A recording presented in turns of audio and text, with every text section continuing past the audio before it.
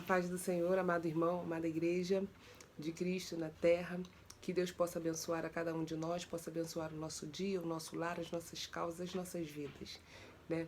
Eu agradeço a Deus porque hoje se renova mais uma misericórdia do Senhor em minha vida e na sua vida também, eu creio.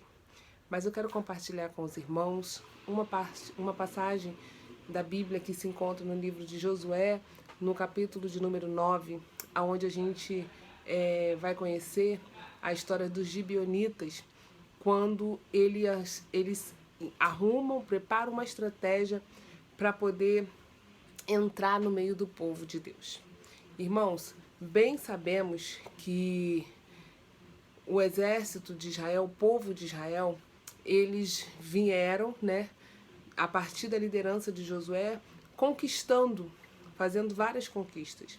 E os gibeonitas já sabiam que estariam próximo o seu fim, porque eles já ouviam os boatos, né, que o povo de Israel estava conquistando os terrenos, as terras, as nações que tinham ali, e chegaria, né, a qualquer momento até a terra deles. E quando eles perceberam, né, que eles já haviam conquistado a cidade de Ai, que ficava bem próxima, eles se anteciparam. Eles não ficaram esperando o povo chegar até eles, né, Israel chegar até eles. Eles se anteciparam e eles foram até Israel. O que acontece? Quando o adversário da minha e da tua alma, ele começa a perceber que já está chegando o fim dele na nossa vida, quando já está chegando o tempo dele cair por terra, quando já está chegando o tempo dele não ter mais força nenhuma, ele se antecipa para fazer aquilo que ele tem o objetivo de fazer. O adversário da minha e da tua alma, ele vem com um propósito, e esse propósito é que ele vem para roubar, para matar e para destruir, e ele não perde o foco dele. Muitas das vezes a gente se distrai, mas o meu e o teu adversário, quando ele sai para guerrear contra a minha vida e contra a tua vida, ele não sai pensando será que ele vai ser derrotado, ele não sai pensando numa possibilidade de derrota. Ele sai para destruir. Esse é o objetivo dele. E aí a gente vai ver que eles se encontram, eles vão de encontro ao povo de Israel. E quem o recebe, eles falam diretamente com o líder, que naquela época era Josué. E não fala com o líder sozinho, ele fala com o líder e os seus homens de confiança, os príncipes também daquele povo. E eles começam a contar as suas histórias, colocando os seus argumentos, né? E eles preparam todo um cenário para convencer ao povo de Israel que o acolham naquele lugar. Eles preparam um cenário mentiroso, porque a estratégia deles vem toda ela escondida no meio de mentira. Então tudo aquilo era falso.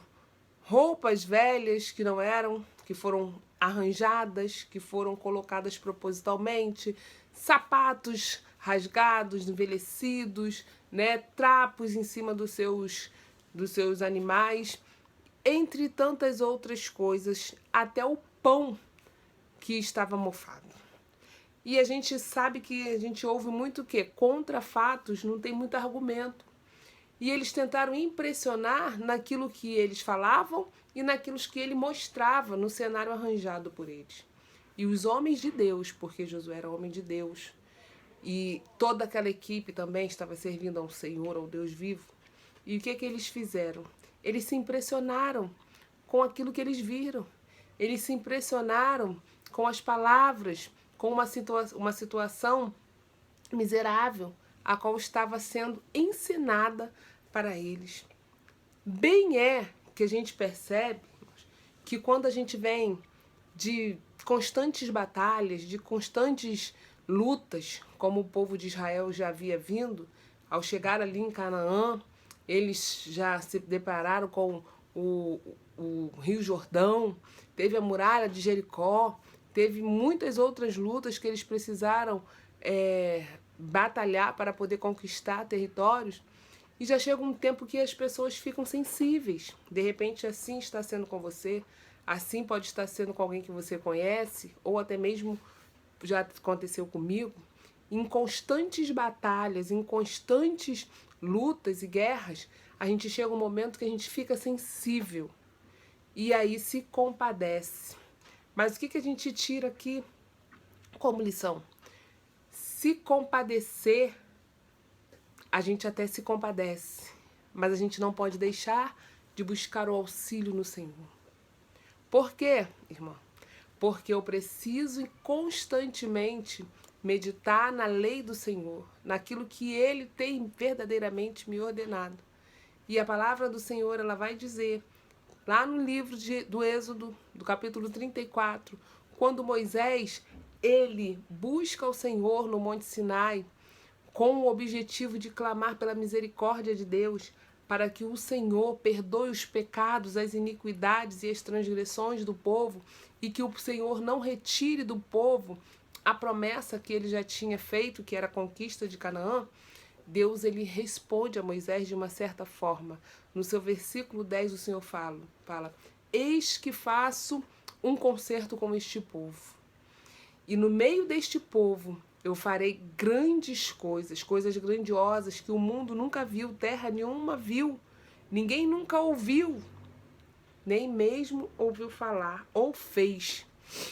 Mas era necessário que o povo obedecesse algo que viria depois no seu versículo 12, quando o Senhor diz assim: porém, guarda estas palavras que falo contigo hoje. Não faça concerto ou não faça aliança com aquele povo. Que povo é? Porque o Senhor havia dito para Moisés que a terra que ele conquistasse, eles não iam resistir ao exército de Israel.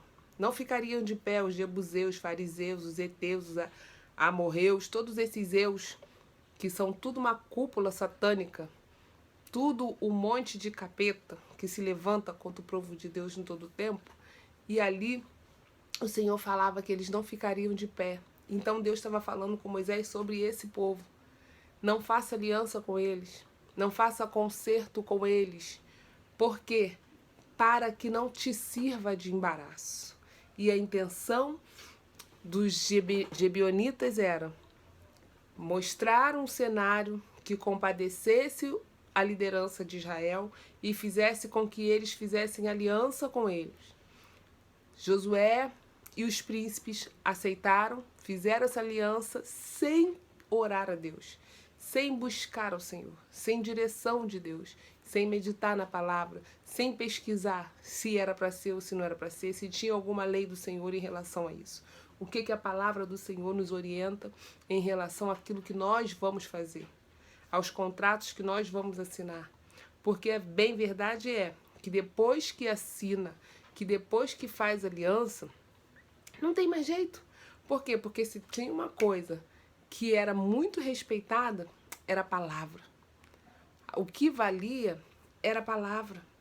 Não era reconhecimento de firma, não era testemunha, não era advogado, não era juiz, mas a palavra do homem, de Deus. Ela é sim ou ela é não. E depois que faz aliança, no nome de Jesus, né, no nome do Deus vivo, fazendo esse juramento, não vai poder desfazer. E eles bem sabiam disso. Israel estava olhando um cenário de compaixão. Os Gebionitas estavam preparando para se infiltrar, para entrar no meio do povo de Israel. E nós bem sabemos que quando o adversário ele entra, nada fica como era também antes. As estruturas são estremecidas, porque quando ele entra com confusão, ele entra com inimizade, ele entra com divisão, ele entra com contenda, ele entra com briga, ele entra com dor, ele entra com morte, ele entra com enfermidade, ele não tem misericórdia. E a ideia dele era entrar no meio do povo. Um povo que está vindo com muita vitória, com muita força. Gibeonitas, sabendo que seriam derrotados, se anteciparam a eles, conseguiram entrar e depois, no meio da caminhada, durante alguns dias, que o povo de Israel foi perceber que havia sido enganado, que aquele povo era um povo mentiroso. Deixa eu falar uma coisa para você, servo do Deus vivo. Aquele que busca a palavra do Senhor, aquele que vive na palavra, aquele que se consagra ao Senhor, aquele que tem intimidade com o Senhor, dificilmente ele vai ser enganado. Dificilmente ele não vai perceber a sutileza do adversário. Dificilmente ele não vai perceber. Por quê? Porque quem tem sensibilidade com Deus consegue perceber quando há também uma presença maligna, quando o adversário está agindo, consegue identificar que algo está errado. Então a importância de buscar no Senhor. Davi, por um certo momento de sua vida, voltando de uma guerra, junto com seus homens que também estavam nesta guerra, ele volta e ele percebe que a terra, que é a sua casa, que o seu espaço havia sido saqueado. O adversário entrou, levou pessoas, levou mulheres, levou crianças, levou tudo aquilo que eles tinham, saqueou o lugar a qual eles deixaram enquanto eles estavam batalhando. O que Davi faz? Não é tempo de entrar em desespero, mas é tempo de buscar ao Senhor. Antes de abrir a porta para alguém entrar, antes de assinar algum papel, pergunta a Deus. Porque há muitos divórcios hoje em dia, porque o homem, porque a mulher não vai até o fim com a tua palavra. A gente viu aqui que quando o povo percebeu que os gibeonitas era um povo vizinho e a congregação se enfureceu e queria fazer justiça, eles colocaram a palavra em prova. Não pode. Não pode. Por que não pode? Porque vocês fizeram uma aliança e juraram no nome do teu Deus. E depois que faz essa aliança, não tem como desfazer. Depois que você disse sim, é até que a morte os separe. Depois que você disse que vai ajudar, que vai abençoar, vai ter que ir até o fim. Então o Senhor está nos despertando neste dia. Não faça aliança com o povo daquele lugar.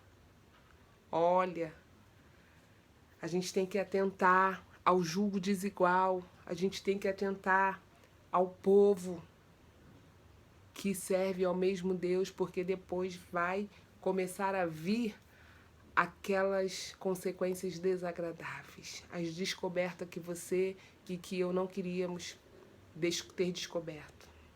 Então, a palavra de Deus para a nossa vida neste dia é: não faça aliança com aquele povo, porque é um povo que quer entrar dentro do teu arraial, no meio do teu povo, para trazer confusão, para trazer conflito, para trazer morte, para trazer dor. É um povo que não obedece a Deus, são filhos de Belial. Não andam de acordo com a lei do Senhor. Então não faça aliança com esse povo. Sim, obedeça a Deus, busca o Senhor, peça orientação ao teu Deus e faça a vontade dele. Deus abençoe. A paz do Senhor.